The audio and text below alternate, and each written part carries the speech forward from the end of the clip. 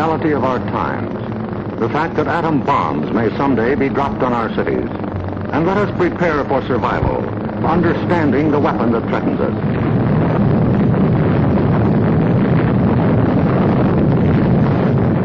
An atom bomb destroys or injures in three ways: by blast, heat, and radioactivity. The blast of an atom bomb is its most important destructive agent. In Japan, whole buildings were flattened by its force. However, many buildings of sturdy construction, even though close to the explosion, remain standing.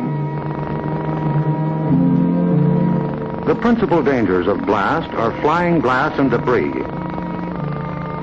the fires it may start, and the danger of being crushed in collapsing buildings. The atom bomb destroys by heat. People caught in the open as far as 2 miles away suffered flash burns. Yet, protection could have been easily achieved.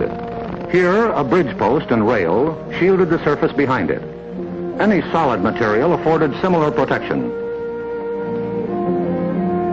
The third weapon of the bomb is radioactivity, thrown off at the instant of explosion. However, the majority of people exposed to radiation recovered completely, including a large percentage of those who suffered serious radiation sickness. Today, they lead normal lives. They bear children. Their children are normal. These, then, are the weapons of the atom bomb that we must protect against: blast, heat, and radioactivity. Our cities are prime targets for atomic attack, but mass evacuation would be dangerous. An enemy would like nothing better than to have us leave our cities empty and unproductive. If an emergency should come, our factories will be battle stations. Production must go on if we are to win. Our offices and homes will also be posts of duty, not to be deserted.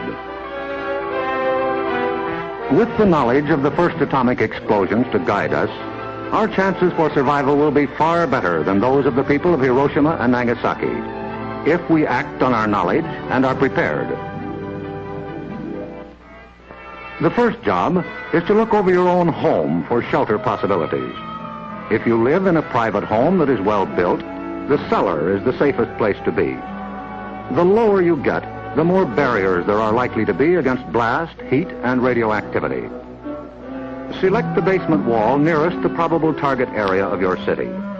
If the house is blown over, it will most likely fall away from this wall. If you have a workbench or strong table big enough to get under, move it into your shelter area near a wall or strong supporting column. If the time comes when you actually have to take shelter, lie under the table.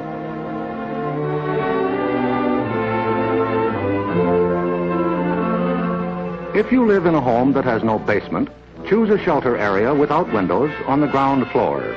An interior hallway is probably best. In time of emergency, the shelter area should be cleared of mirrors and other objects that might cause injury. If you live in an apartment house, rules for taking shelter will be posted in your building. Learn them. Also, learn the location of public shelters in areas where you work or frequently visit. There are many things you can begin doing right now. Fireproof housekeeping is one, so clean up that attic. Keep waste in covered containers. Don't let trash pile up in the yard. Set aside a small supply of canned goods. They're safe from radioactivity. Have a good flashlight on hand. Electric lights may go out. Keep a first aid kit and learn how to stop bleeding. Make a habit of keeping a bottle of fresh water handy. A radio will be important for receiving vital instructions. Finally, prepare the shelter area and collect all necessary shelter equipment.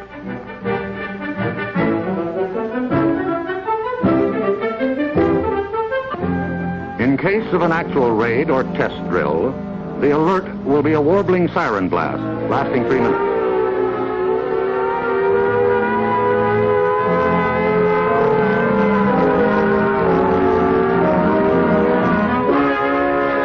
Once you hear this, act fast.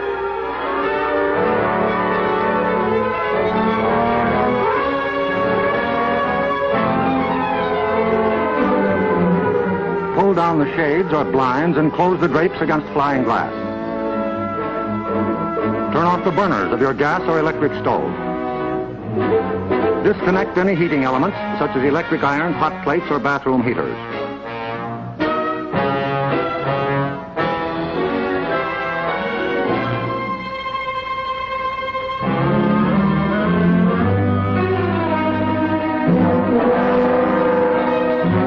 Close all outside doors, but leave them unlocked. Turn off the gas or oil burners.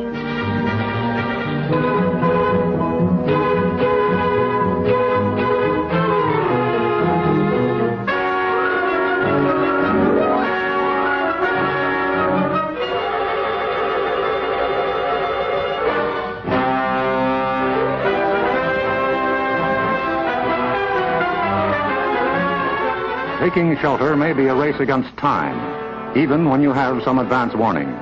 But possibly, there may be no time. An attack could come without warning. The sky would suddenly light up. If a doorway is right at hand, use it. If the nearest shelter is more than a couple of steps away, fall to the ground immediately. Flying glass and debris are immediate dangers, so stay where you are until you're sure it's safe to move.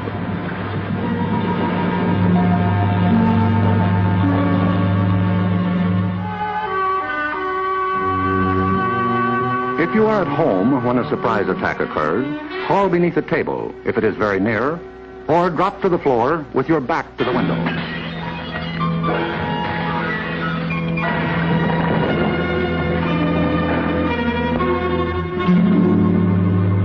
The immediate danger is over in about a minute, unless the explosion occurred near the ground or water.